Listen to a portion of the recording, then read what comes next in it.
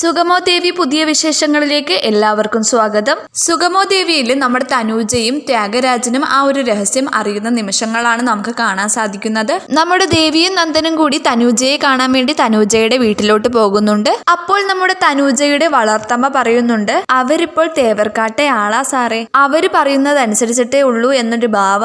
അവൾക്കാണെങ്കിൽ അവിടെ നിന്ന് പണവും കിട്ടുന്നുണ്ട്, അവളുടെ ഉള്ളിലെ പക ആ തേവർക്കാട്ടുകാർ വളർത്തുന്നുമുണ്ട് എന്നൊക്കെ പറയുകയാണ്. ഇപ്പുറത്ത് നമ്മുടെ പ്രഭാവതി ഭയങ്കര കരച്ചിലാണ്. അവള് എന്ത് പണിയായി കാണിക്കുന്നേ, ഇനിയിപ്പോ എന്ത് ചെയ്യും, നമ്മൾ ഇനി എല്ലാത്തിനും അവളുടെ കാലിൽ പോയി വീഴേണ്ട അവസ്ഥയാണല്ലോ എന്നൊക്കെ പറയുകയാണ്. അപ്പോൾ നമ്മുടെ നന്ദ അവളെ ഞാൻ തീർത്തിരിക്കും അമ്മേ എന്നൊക്കെ പറഞ്ഞ് ഭയങ്കര ഡയലോഗൊക്കെ അടിച്ച് അവിടെ നിന്ന് പോകുന്നുണ്ട്. പിന്നെ നമ്മുടെ തനുജയുടെ അടുത്ത് പോകുമ്പോൾ തനുജ പറയുന്നുണ്ട്, ചന്ദ്രോത്തെ ഓരോ സ്വത്തുക്കളും എനിക്കും കൂടി അവകാശപ്പെട്ടതാണെന്ന്. അപ്പോൾ നമ്മുടെ നന്ദൻ പറയുന്നുണ്ട്, ചന്ദ്രോത്തെ സ്വത്തുക്കളോ, നീ തേവർക്കാട്ട് സ്വത്തുക്കൾ പോയി ചോദിക്കടി എന്ന് പറയുന്നതും നമ്മുടെ ത്യാഗരാജൻ വരുന്നതും ഒപ്പമായിരിക്കും. ത്യാഗരാജൻ അതെല്ലാം കേൾക്കുന്നുണ്ട്. ഇനിയിപ്പോൾ എന്തൊക്കെ പൊട്ടിത്തെറികളായിരിക്കും സംഭവിക്കാൻ പോകുന്നത് എന്ന് നമുക്ക് കണ്ടു തന്നെ അറിയാം.